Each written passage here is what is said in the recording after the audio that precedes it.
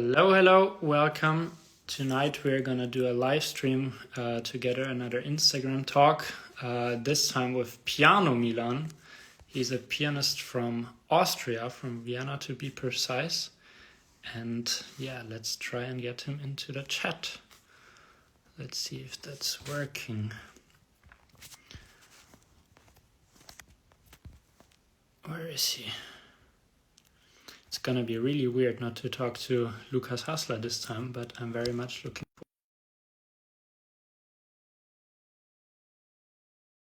forward. But we tell you a bit about that a little later. Hello there. How are you? It's been a while. Yeah, definitely. Nice to see you, and welcome to everybody tuning in here. Yeah, thank you for tuning in. Yeah, it's been a while since we saw us the last time. Do you want to maybe introduce you, since not everyone is knowing you already? So yes, sure. Let's say one or two words. Yeah, so I'm Milan, here under the pseudonym Piano Milan. Maybe you've seen me in a video of Maximilian. We made some videos together. I'm a pianist too, 20 years old, and I am living in Vienna. Great. Yeah, we make like high quality content. super serious stuff. Yeah. For sure, you better check that out. So yeah, you're from Austria, right? Yes. We might have met us through Instagram, and we might have met us in person in, I think, March the first time, right? Last year. Yeah, last year, right? Yeah, I think so. So yeah. Since then, quite a few times. You've been to Vienna quite a few times, and you like the city, and it's that is true. It's amazing. So yeah, that is true. Now I can highly recommend everyone to go check out Vienna. It's such a beautiful city.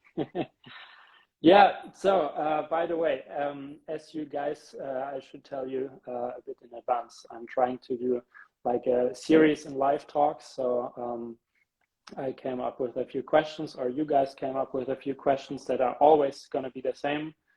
So every artist will answer the same questions, and yeah, therefore getting to introduce you, and the same around with me, obviously. So yeah, let's kick things off. We already did the introducing part. How did you get into music? I think that's quite an interesting question, since like that is so individual. Yeah, maybe you can get at some insights. Yeah, sure. Just before that, I wanted to say that I think this format is a really cool thing. I've never seen it on Instagram in this way. I think it's quite a nice way to connect people, to present new musicians, or not even musicians, people from other sectors to your viewers. And I think it's quite a good idea, and I'm honored to be the first guest. Well, thank you. I know that is actually the idea, to like build up the community, to give a stage to like upcoming artists, or not, as you say, not only musicians, but people, interesting people from social media in any genre, by the way. And yeah, I'm happy that you two, or us two, we're gonna kick things off. So yeah, how did you get into music? Tell us. Yes, so it's an interesting story because it's quite unconventional. I'm not from a musician family. I don't have musicians. My parents were not musicians, so I kind of got into it myself. When I was 7 years old, I just tried piano for the first time, and I really liked it. And I've been pursuing it since then, so for 13 years now, which is quite a while.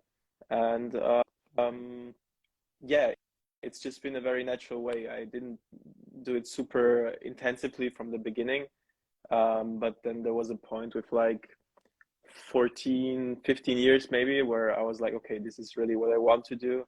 This is what my passion is, what I want to pursue, and I don't regret getting into that world and committing to my passion, I would say.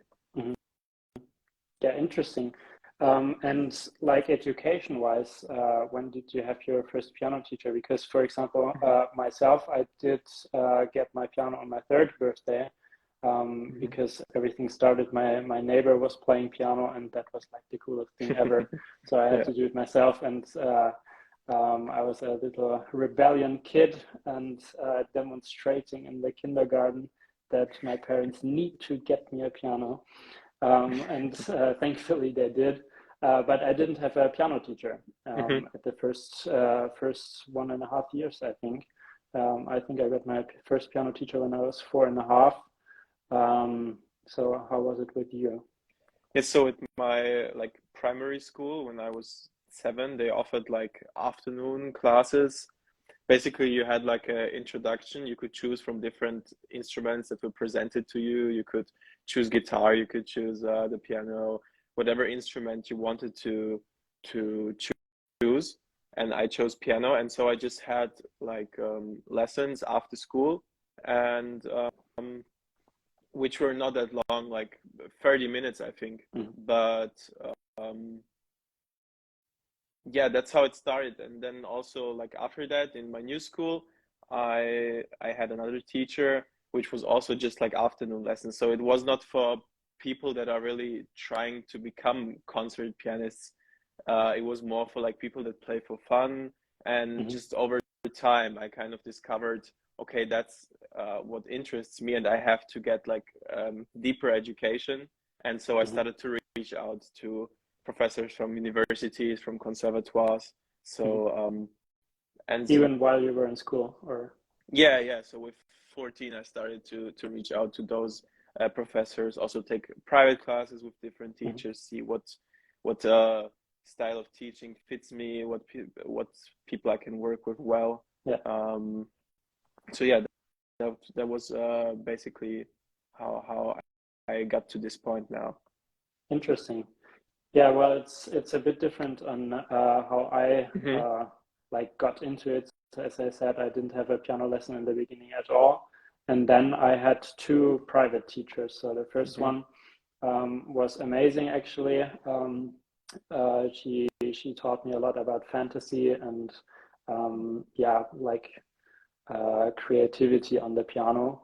But it was soon not enough for me because I wanted to like learn notes to start with. I wanted to have like a bit of technique, and it came that far that I even wanted to play Mozart sonatas, even though I couldn't read a single note.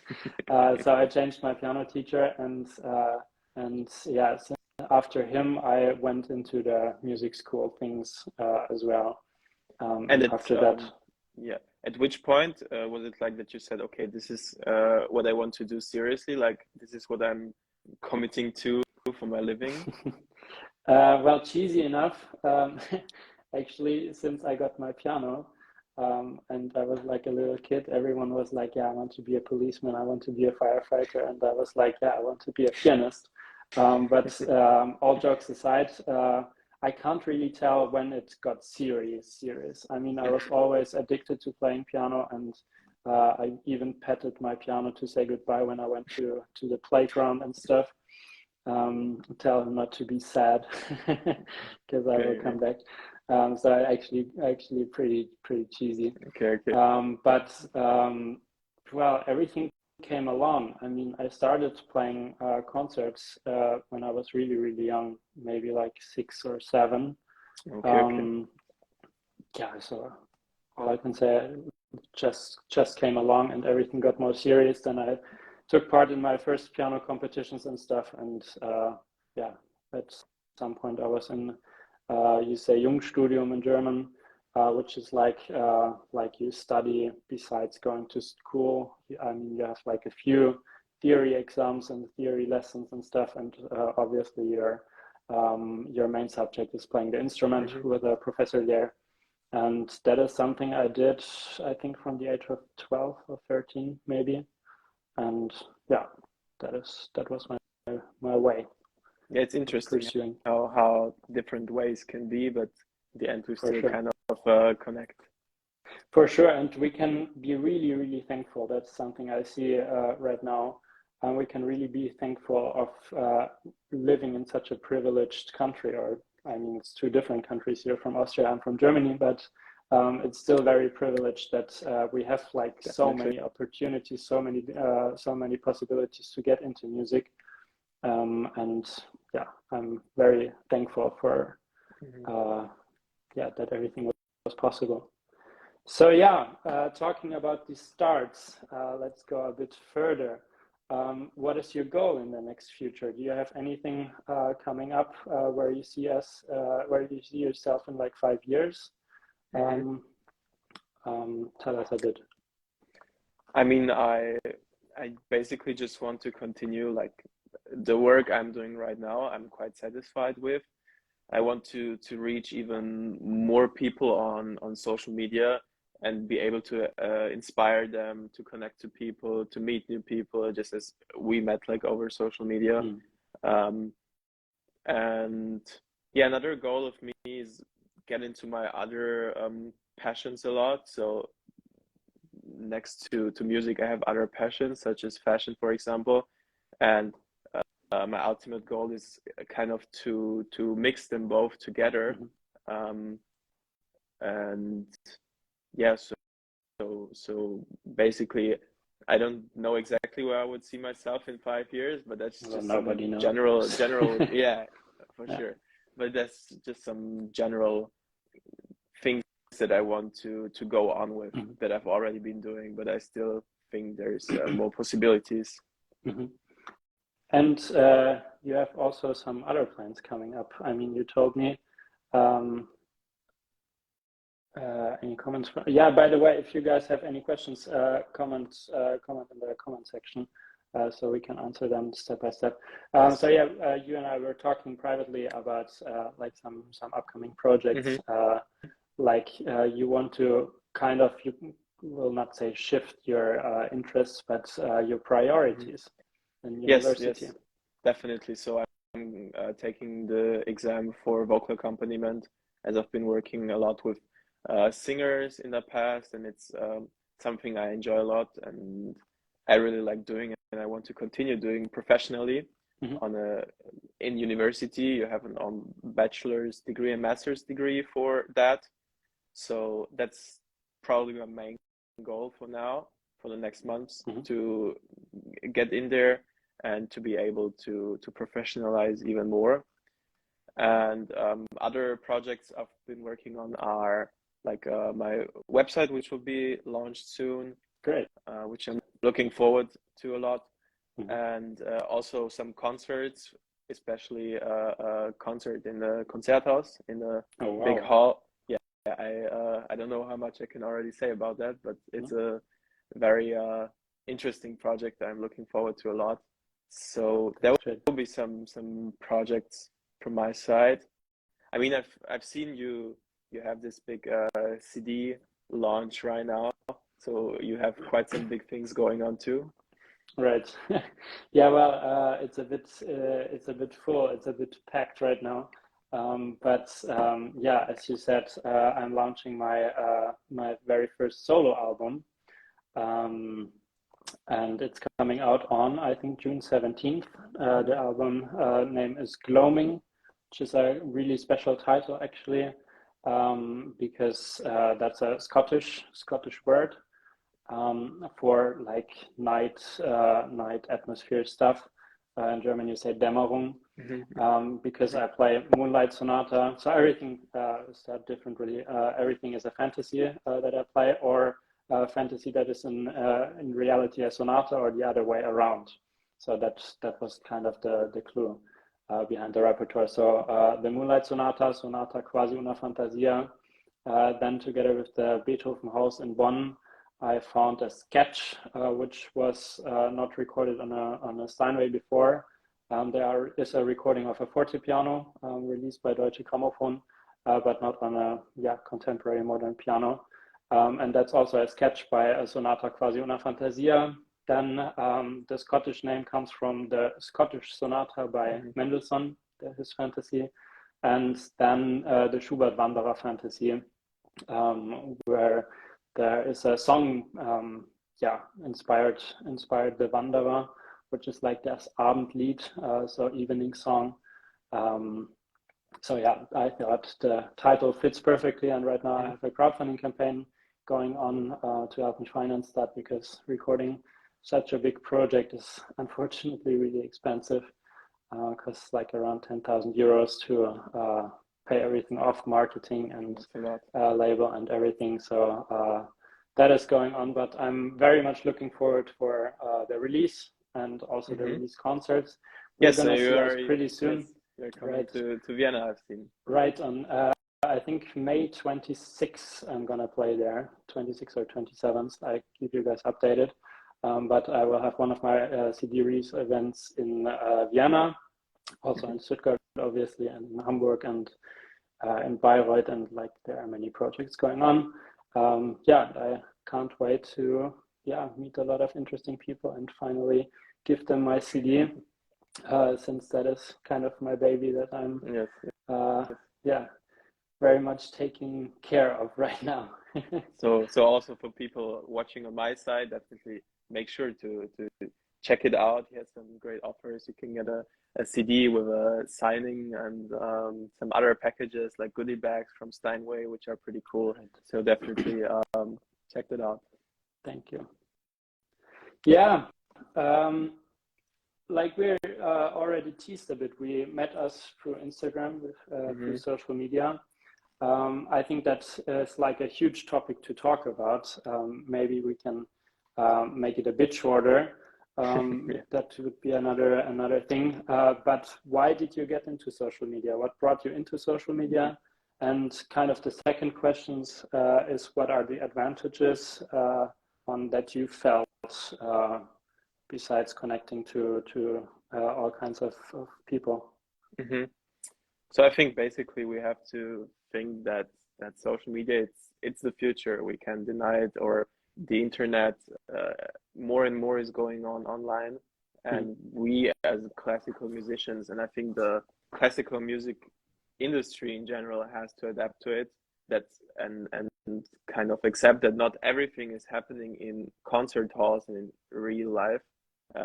You see that, for example, that Deutsche Grammophon and they're all launching their, like, Berliner Philharmoniker have like online concert subscription plans, stuff like this. I think it's very futuristic, and it's still classical music has a hard time getting into. It's a bit behind other sectors for sure, but I still think it's a great way, because first you don't have to have all people in one hall to be able to listen to somebody play. Like, it's super absurd to think, but I can record myself in my practice room alone, and I upload it to social media, and people from all over the planet will see it, and it's a super fascinating concept to me, and it makes classical music more accessible, I think. So you don't have to pay for like entry tickets or whatever. It's just, you can easily get some great interpretations, inspirations, and meet new people just by going on Instagram and scrolling through a bit. Right. So yeah, that's I think it's amazing that you can act as an inspiration for other people. I have people writing me that they look forward to my videos. They like watching them in the evening, and it's probably the same for you. I think it's amazing to get this kind of response from people just by short videos. Right. No, I can definitely agree. By the way, we got a question on what piano do we have before we continue. Do you want to answer that? Yeah. Yes. So at home, I'm originally from Graz. I have a upright Kawai there. But here in Vienna, I just have an electric piano because I mostly practice at university, and it's just not able to, as a student yet, to finance a bigger piano. So I'm living with that right now. But what about you? Yeah. Well, I have a bit of a sad story. I have a Steinway at my parents' place that I didn't play in like a few years, unfortunately. But since COVID, since we had our first lockdown, I bought a digital piano here as well, which has like a grand piano mechanic. So it's, as you say, it's a hybrid piano. So it doesn't have strings, but still the grand piano technique mechanic behind, and it's pretty good. But unfortunately, my neighbors are terrible here in my Yeah, we apartment. all know those problems. Yeah, and that's why I always have to practice with headphones. I mean, I adapted to it, so that's fine. And sometimes I do practice in the university as well. So yeah, going around. But yeah, back to Instagram. I can totally only agree with you. It's definitely the future, that is for sure. You can meet a lot of people that you would normally not meet, and also, and that was, to be honest, really challenging for me in the beginning. Also, it's such a different approach, because you go on stage as an artist, you go on stage, and you're prepared as well as possible, and you deliver your musical story and the things that you practice, like at the final stage, as you want to say. Like, you want to be perfect, even though there's no perfect, obviously, in music, but you want to be as good as possible, obviously, in a concert. And like, the challenging part for me was because, like, obviously we got all raised thinking like that, to put out a video of, for example, a piece that I just recently started practicing, and that is definitely not perfect at all. But the more and more I did it, the less it was like a real challenge. But it was also cool to, like, have a diary kind of, to see your progress. First of all, over time, like watching back the videos. That is something you and I were talking privately about as well. Like, watching back our old videos, how much we changed, and then also specifically on a certain piece that you, for example, started playing, I don't know, a year ago, and that you came back to and revived it, since you practiced a lot of other stuff, and you kind of revive it and see how different it sounds. It's also personally really cool. And since I was talking about recording a CD, I have to admit it helped me out a lot to constantly put on videos on Instagram, because being in that recording flow kind of is so helpful, especially when you have like a professional recording, like an album, or recording in a hall for a competition or whatever. Because you fail so many times. Like, there are days I have to take, like, I don't know, 50 takes. You say takes, like, every time you have to repeat and press record. It's called takes. Like, I have to record 50 takes until there's one thing that I want to upload, no matter if that's a work in progress and I just started the piece, or I'm already performing it in a third concert or whatever. And to not get frustrated is a challenge, because we all know if we fail, we get tired, we get scared of failing again and again, and we get frustrated. It's like the honest thing. And having that, like, a training is really helpful. To add on what you said about social media. I would also add, I think it's just a more honest way of showing the life and the work of an artist, of a musician. That, because people only get the finished product on stage, and they don't see what countless hours of work are behind that. And by posting, for example, a piece you've worked on for 3 days, which is not yet perfect, where maybe there are wrong notes in it, or something you don't like, but still showing people, this is my work in progress, and I'm working on it. Listen to it in a week, it will be much better, but I'm showing you the progress. That's something I think is really important, because otherwise people might get frustrated if you listen to all of those perfect sounding CD recordings and YouTube videos and concerts. You will only get perfect results. So I think it's an amazing way of showing people that nobody is perfect. Like that. And to get also like an insight of, like, other artists, how they work, for example, on how their progress is. And like to be accessible. I mean, that's a huge problem we have in classical music, why it's probably not so cool in brackets, because it's just so difficult to be accessible. And I think social media helps out a lot. I mean, for example, if you listen to an amazing pianist, I don't know, Pariah, Igor Levit, whoever, name them, you don't know how they sound privately. And I can definitely tell you they don't sound like they sound on stage, because they're also humans, even though sometimes you question that because they're too amazing. But they're all humans, and they all fail as well. And I think that is, first of all, really exciting to be kind of accessible, to show your weakness and strength, and also get some insights. And as you say, help the audience understand that the 20 minutes, the hour they listen to a performance, how long it might be, that is not like just you go there and you can already deliver. And as you said, there are countless hours behind and countless years behind. I mean, if you said that you started at the age of 7 and I started at the age of 3, I mean, like a regular job would be like you go to school, you either do an Ausbildung or you study in a university, and then you start working. Maybe you're a waiter throughout your studies, but let's not count that. But you start your real work after you are done with your university, and that is something that is so not our lives so far.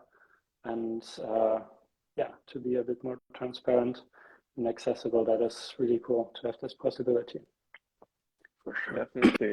It's just social media is just, it's amazing.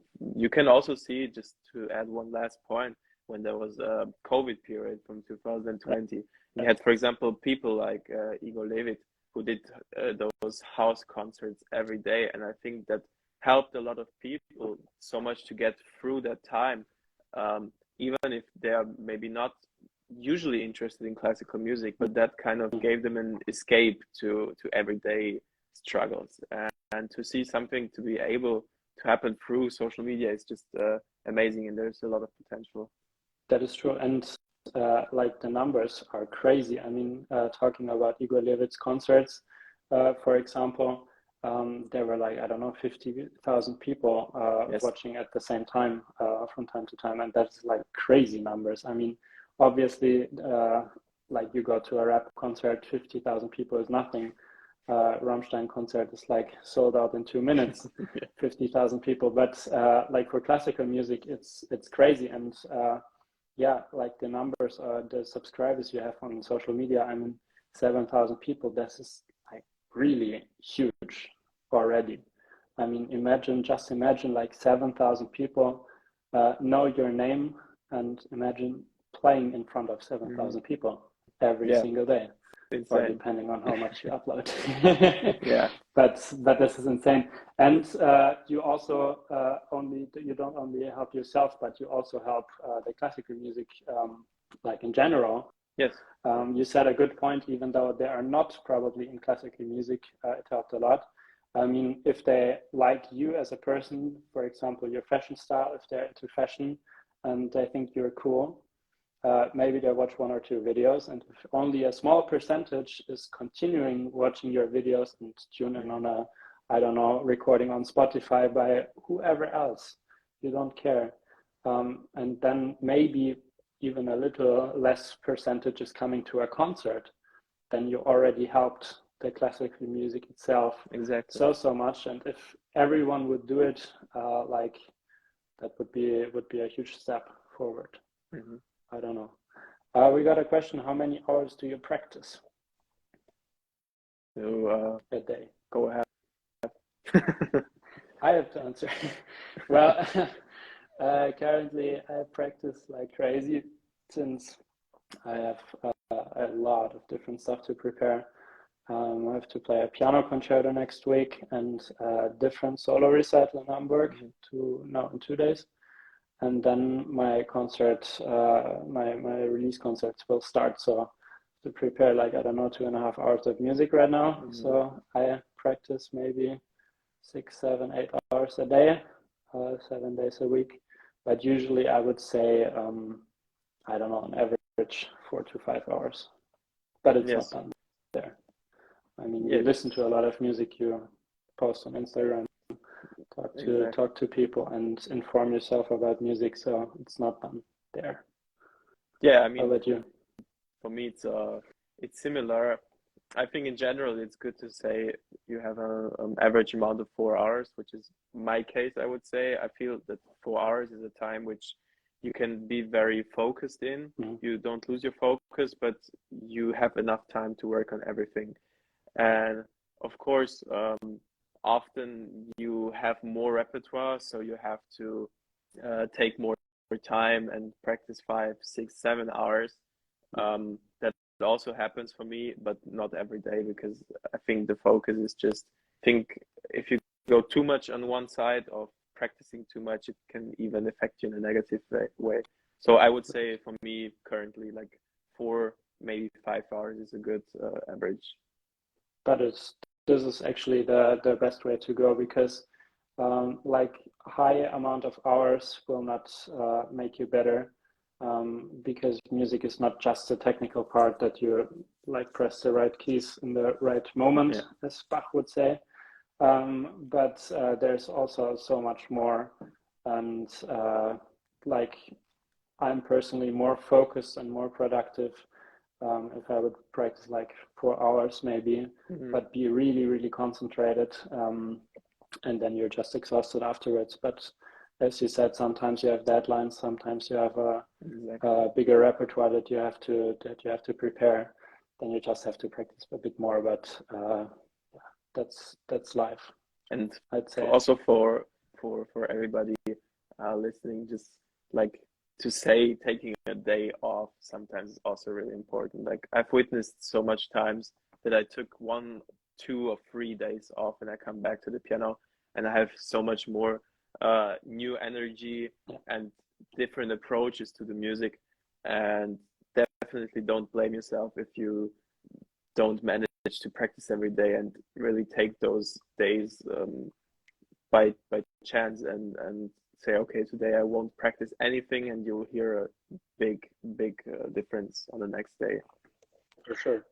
No, there's a sweet spot between like forcing yourself, being disciplined, and really get your stuff together, and taking freedoms, and don't force yourself at the same time, to get creative, because at the end of the day, we do arts. Arts will never be perfect. Art is a super individual thing. And like, as I said, you have to know a lot about what you're doing, because like we're not composing. So we're representing on what we think, and what we assume that a composer had in their mind, when he or she composed the piece. And for example, Beethoven, you cannot ask anymore, unfortunately, on what he thought. And that's how you have to kind of trying to get into his head and understand his world and his way of thinking. That is a huge part. And then you have to go outside and get creative yourself. You have to know on what you want to stand for, and like what makes you as an artist. And that is something that you will never achieve on your instrument, neither piano nor anything else. So yeah, go outside from time to time. Very important. Well, we have one last main question, and as I said, if you have questions, comment down below, and then also from the Q&A we have a few more. But name one thing, that's a really deep question. Name one thing that you would like to pass on that is a really important learning for you. I mean, we kind of teasered it right now, but in general, I think the main message is just go out. Like, you won't get your full potential from just sitting in the practice room and only staying there and just working on your music.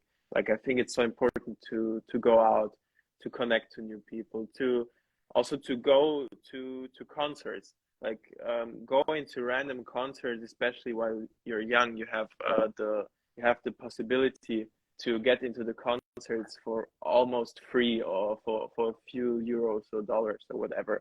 It's And cheaper than going take to the the cinema, by the way. yeah, exactly. You can get But here in Vienna. In Vienna, you have amazing offers where you can go. For example, with the Jeunesse program, you can go into concerts for 7 euros. And also, for example, if you're a pianist, it doesn't have to be a piano concert. You can get so much inspiration by listening to an amazing violinist, or just orchestral music. Get your inspiration from there, and just in general, go out, talk to a lot of people, make connections, and still try to enjoy life in its fullest, I would say, because that's where the inspiration for music comes from. You can't, I always say as an example, it's a bit cheesy, but for example, you can't play the Liebestraum with good interpretation if you don't even know what the feeling is about, or what the feeling of other pieces is about. So just go out and do all kinds of stuff. So yeah, but definitely. what would be your one advice? Now I'm curious. Well, you kind of stole mine, but let me add to it. I mean, you talked a lot about the creativity side, which is I can totally agree on. I mean, it's really important to know about what you're doing, know about your instrument, kind of how the instrument works. That is the pity that us pianists actually we don't like generalize now, but we don't know on how our instrument is working. And that is really unfortunate. Try and really get into behind what you're doing, the composer that you play and stuff. So that is the creativity side. But going out to me also means that talk to people, get to know people, like literally, either to get creative and talk to inspiring people, or also build up your network. I mean, that is something that is really important. A career, if you want to say it, like a musical career, cannot be built in your practice room. Exactly. You will be probably the most perfect pianist or musician, whatever, at the end of the day, but nobody cares. Nobody cares, because you will only play for yourself. And yeah, that's a waste of effort and a waste of talent. And that is really unfortunate. So go out to people, tell them who you are, and listen to concerts. And after playing a concert, for example, don't hide in your backstage room. Go to your crowd, first of all. The applause is like the biggest reward that you get for your hard work, besides obviously the money that you need to pay your rent and get breakfast. But like that's the highest award, to have people telling you that what you did was touching, for example. Yes. And yeah, that's such a huge feeling. And like, talk to people, because you never know who you're going to meet. For example, if you play the tiniest ever concert, there can be one person that invites you to the next one. So you have another concert, and then at that concert there's two more, and then someone is talking about you, maybe through Instagram, since they know your name there, and you get invited for another concert. Or even if you don't want to be on stage, but you see your life as a I don't know, music teacher, or professor, or whatever, or a chamber musician, or playing in an orchestra, whatever. But the methods are, in my opinion, still the same. Then you don't grind for concert to concert, obviously, but you need to get out and get experience on how teaching is working. Try and get many students, and try and listen to master classes, for example, on and offline. I mean, there are so many great master classes on YouTube, for example, and Summer Academy in Mozarteum talking about Austria. It's such an inspiring thing. First of all, Yeah, you we've meet, both been there. Right. First of all, you meet like young upcoming artists that you might collab with at some point, then you can also get in touch with the professors and see how they teach, for example. And that is something that you can in the future adapt on your teaching, for example. And yeah, meet people, go out. I can definitely agree. What I just wanted to add on to that, which is of course very important for me, but don't be afraid to do unconventional things. Like, you don't always have to fit in. The greatest minds have sometimes broken rules, and in composition, in whatever. Like, if I feel like presenting myself playing classical music in streetwear fashion and baggy jeans and whatever, that's not the norm. But I think it's important to actively say that's I'm still doing it because that's myself. I don't want to pretend that I'm somebody that's not me. So don't be afraid to be unconventional. Very, very important message too, I think. Right, and figure out who you are, who you like. That's a huge topic. Maybe we will never know who we are, but at least as an artist, who we want to be at that certain amount of time. I mean, you can probably overview it over the next few years, and then your interests might change. Like, for example, the most frequently asked question, who's your favorite composer? That might change. No matter who it is, that might change. For example, now it's Beethoven, and of course I will always love Beethoven, but maybe I'm gonna play a lot of Schubert then, or maybe I'm gonna play a lot of Chopin or whatever. And obviously Beethoven will always stay, but that would probably not be my my go-to at the moment. Then in the future. For now, it definitely is. But figure out who you want to be in general as a musician, and what you want to wear, for example. That is something that comes with it. I mean, we have a very different way of dressing, but we both figured that out, for example. And we didn't only figure out how to dress like we like to, but we figured out who we want to be, because we don't want to like dress a certain way to make people happy. I mean, we dress because on how we want to dress, or we play a certain repertoire. If it's not for exams, we play a certain repertoire because we want to play this repertoire, and we think, or if you're still in the beginning of your studies, your professor thinks that this is important to learn and you can grow from there. But we choose, we're at the point that we choose what we think that is best for us right now. And that was a long progress. I can just talk about myself. That was a long progress, but it was definitely worth it, for sure. So, talking about favorite piece to play. That is something, I mean, it's difficult to answer, but this is something, as I said, it changes from time to time. I mean, obviously, what you're working on right now is among your favorites because you have that constantly on your mind and on your ear and your fingers and whatever. But I cannot personally say one piece that is my favorite. I mean, there are too many. But for example, the Hammerklavier Sonate by Beethoven is definitely my favorite, and I never played it so far. I was too scared. If I had to choose, it's very hard. As you say, also depending on your mood, like certain pieces are made for certain moods, but if I had to choose a specific one, like my favorite piece in general, I would probably go with Mahler, like Second Symphony, which is an amazing work. If you didn't listen to it, take the chance. If they play it live somewhere around your city, go there. It's an unforgettable experience. And to play probably the Liszt Rigoletto Paraphrase. I mean, it's also one of the most recent pieces I've played, but it's just so much fun, and it comes from opera. It plays amazingly with those elements of singing opera, but then Liszt, of course, adds his own spark and virtuosity. So that would probably be my favorite piece to play. We define it like that. That's a good transition about the Q&A sticker. Why the piano? Why did you choose the piano? Can you tell? I think the piano is amazing in its versatility.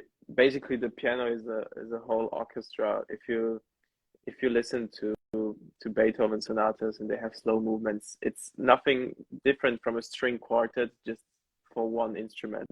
And you can express, you can play it in so many different ways. You can play it in a solo role, like if you're playing solo pieces. You can play it as an accompaniment for singers, for whatever instruments, for woodwinds, for strings, whatever. You can also play a piano concerto where you are the soloist, but you're still working together with other people, and it's kind of a clash of piano against orchestra, but then they go together, but then they're fighting again, which is super interesting. So just, I think the versatility and just the sound, it's an amazing concept that if you think about it, we often talk about the so-called sound, like when you press a key, and you have certain people, if you listen to Anton Rubinstein, they just have that sound, that nice touch. But actually it's nothing other than physics, but still you can't generalize and say, oh, you hit the key with that velocity and then it will sound like that.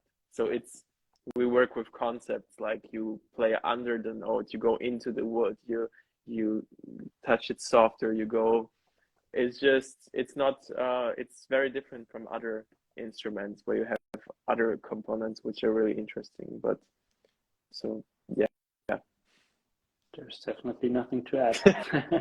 That was a very precise description on why we chose that. I mean, in the first place, as a kid, we chose it because it looked cool and it was so big and it sounds nice. I mean, that's how I fell in love with the organ in the first place, actually. My parents took me to church many times when I was obviously before my third birthday, and that's how I fell in love with the organ, with the sound, on how big it is and on how it looked. And it started the same with the piano, but right now, having like a clear mind and having that as a job, there's, on what you said, there's definitely nothing to add, for sure. One really interesting question I got on our Q&A sticker was on how different do you play in a concert or an exam or competition? It's a really interesting question, actually. Yes, so definitely, for example, in comparing concerts and comparing exams, there's a lot of difference, because in a concert you definitely have more of a freedom to add your own touch. Like if you play at competitions or at exams, they will most likely require you to give a precise interpretation, which is according to the standards. But in concerts, like in an exam, after that they can say you played too personally and you will not be admitted. But in a concert, nobody will step on stage and tell you you're playing too personal. Play more in a like standardized way. And that's what I love about concerts, because the ultimate goal is to reach the people in a way. Now, if you do it in a conventional way or in an unconventional way, I don't think that makes a big difference. The thing is, after the concert, will the people come to you and tell you that they were touched by your performance, or will it be just like it was good? Right, definitely. I mean, telling a story is really important, and I think like in exams, you tend to play like the safest way. Let's keep it that way. And in concerts, I tend to take a lot of risks. Not everything will for sure go right. There will be mistakes from time to time because we are all human.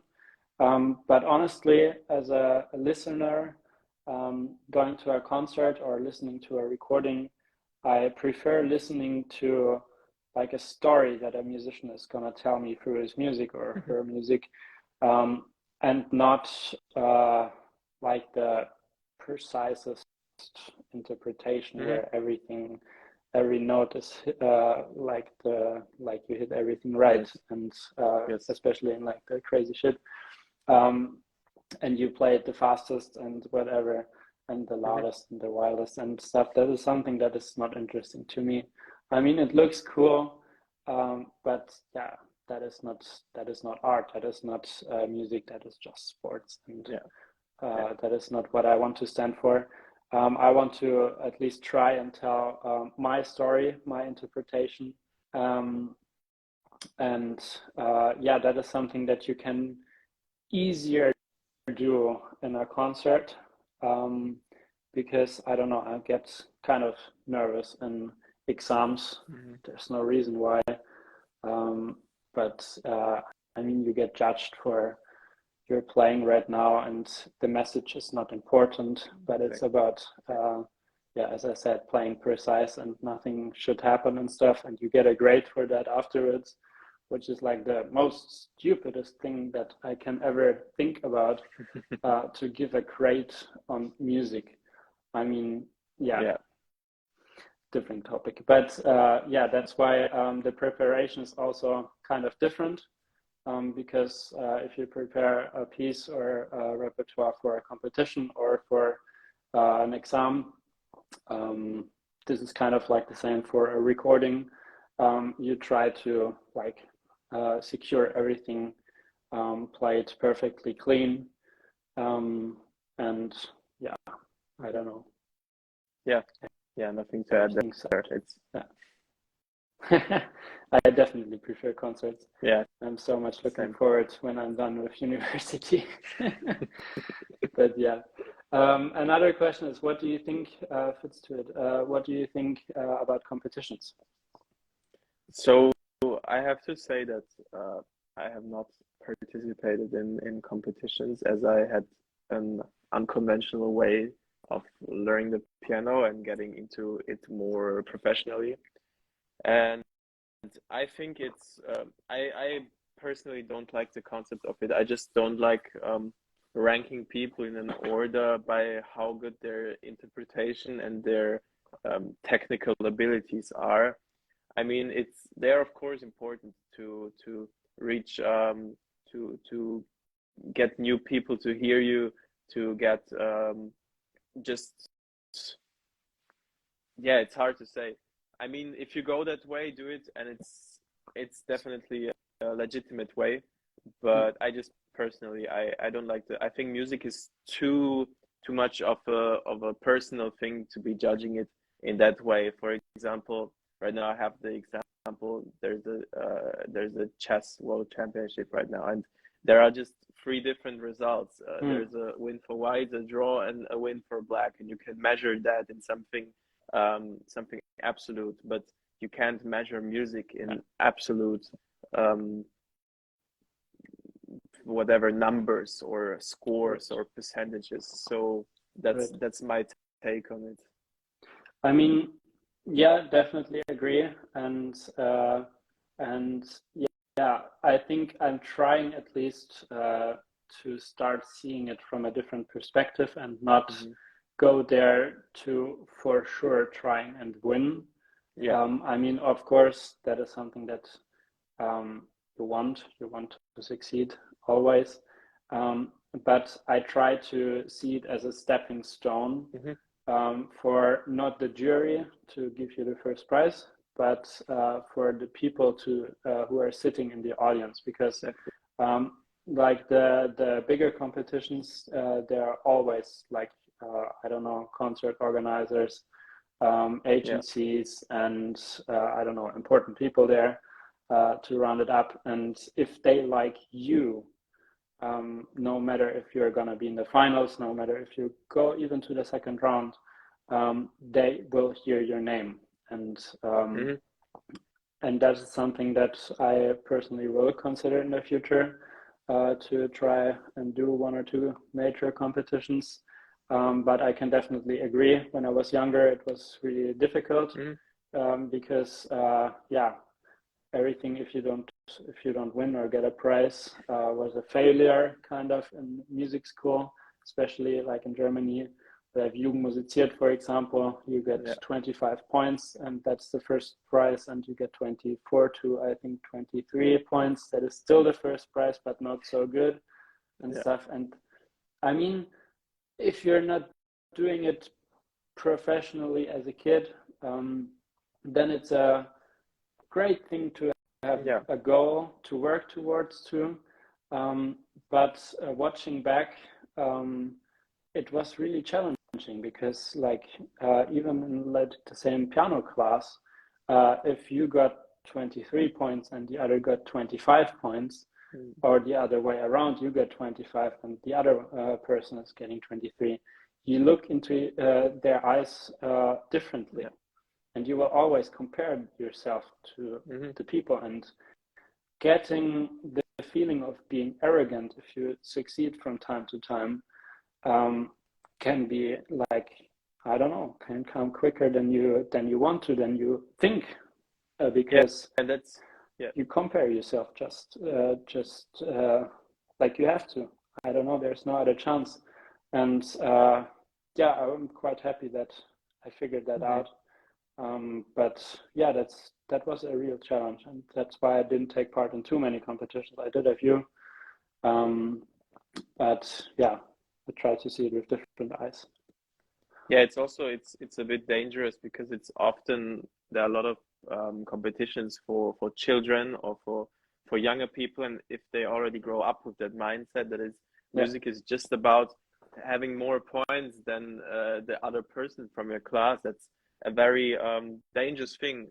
On the other side, I think one positive thing about competitions is just that you get a lot of practical chances to play in front of people, to cope with your stage fright, to that's a good thing about competitions. But I think that's also the responsibility of a teacher to teach their students, participate there, and it's just important that you are you're satisfied with your playing, but don't try to compete with other people from your class, or try to be better than them and be sad if you have less points than them. That's important, very important thing, I think. But this is also the responsibility of the teachers, I have to say, because especially especially like Jugend musiziert, for example, this major youth competition we have in Germany here, is so crazy because like the music schools throughout Germany, they compare each other how many like 25-point winning students. I don't know if this sentence makes sense. They have then the classes compare themselves, like the piano teacher, on how many 25-point finishing students they have and stuff. And I had the feeling that it's more about them than on how important it should be for you. And I think if that would have been communicated differently, then the comparison between like each student would have been easier, maybe, I don't know. So I think they have a huge responsibility on how they communicate with the students, because they're a major role depending on how intensive you play your instrument and on how much you want to pursue it. But if you, like as probably you and I did, but especially me in this case, pursue it really, really serious in a young age, they play a major role in your personality grow. I don't know. And in German you say prägen. Do you know what prägen means in English? They will form your personality. Let's keep it that way. I hope you guys understand. So yeah, they are really responsible for how you see the world and other people. Fun question. What do you do besides piano? A lot of things. So I think having a balance is really important in form of sports, for example. like to go swimming, to the gym sometimes, as you do too. Just meeting up with friends, I would say in general, traveling, just things that inspire you, learn new things every day. Like when I'm bored, I look up how to solve a Rubik's Cube, or how to get better at chess, stuff like that. Like always be eager to learn new stuff. And but yeah, so those are the main things I would say. Also, I mean, of course, a lot of things in the life of a musician happen in music. So like going to concerts, playing together with your friends, playing fun stuff. You don't always have to play classical music. Like get together and jam. Yeah, we have some really recordings important. of that one if you haven't checked out yet. Very, very inspiring. Highly recommended. But yeah, what about you? What about your hobbies besides playing piano? Well, I started to work out a lot in the gym, to have like a bit of exercise beside the piano. And then I love to cook. Got really into cooking since like, I don't know, for last year. And I cook crazy stuff from time to time. And yeah, that's a lot of fun. And then going out in a park, going out in the forest and walk around, meet with friends, have inspiring talks. And I think everything else that I do besides playing the piano is actually pretty music related. I mean, if you read about music, then it has to do something with your job. If you listen to music, it has to do something with your job, even though I obviously listen to other stuff besides classical music as well. But yeah, many things have to do with like my job. And since I do that 7 days a week, because it's not a regular 9 to 5 job, but 24/7 kind of. Like the traveling, for example, is also musical related, because unfortunately I didn't go to vacation for that much because there was simply no time. And this sounds more sad than it is actually, because I obviously traveled a lot, and probably more, like at a young age, more than a normal person would have. And I saw so many crazy places that I would probably never travel to. And when I was young, I took my parents for a masterclass, and they joined me there for 2 weeks in Salzburg, for example, the summer academy. And that was our family trip. And it was not like that I was in the university, I don't know, from morning till evening, but I went out and went to a lake, for example, and that was my kind of holiday. And for example, going to Vienna is obviously musically related as well. But we still have fun times there, and I definitely look forward to seeing you in 10 days. For sure. And that is something musically related as well. I have a recording there, and afterwards we're gonna meet us. And same with the end of May, my release concert. We will have your birthday party afterwards, and maybe my birthday as well. Yeah, we're pretty close in birthdays. Correct. 2nd of June is my birthday. When is yours again? 31st. 31st May. Right. 2 days. I'm a good friend. Lucky me. No, all jokes aside, as I said, everything else that I do is musically related in a certain way. Yeah. Perfect. Yeah, well, I think that is everything. Maybe you guys have 1 or 2 questions until we say goodbye. But it was fun to talk to you. In a different setting now. More I think it's an amazing concept just to be able to have like a normal talk, as in between friends, Yeah. but still to have people listening to it's so fascinating. Like I'm live streaming for the first time now, and to see like so many people going in, going out, Yeah. very very interesting, I think, and a great concept, which definitely has potential. Yeah, we have to do it again at some point. That would be fun. Yeah, for sure. Maybe I mean, the next different time, topics. for sure. Yeah, that's what I was about to say. The next time, we can maybe set a topic that will be the major thing that we talk throughout the live stream. Like this concept that I have right now is getting my community to know another artist for the first time, you. And the next time I will definitely look forward to as well.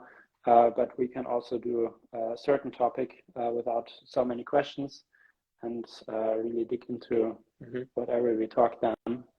And for now, I can definitely recommend you all to go check out Milan on his Instagram and all his other socials. And yeah, talk to you guys soon. And talk to you also soon as well. From my side, thank you for the invitation. For sure. And definitely check out his crowdfunding campaign. Help him out with the CD, which will be amazing. I'm really looking forward to hearing your fantasies. And yeah, it's going to be great. I'm looking forward. Yeah, same here. Well, then enjoy your evening, yes, everyone, or whatever time you live in right now. And yeah, see you guys soon. Thanks everybody for listening. Bye bye.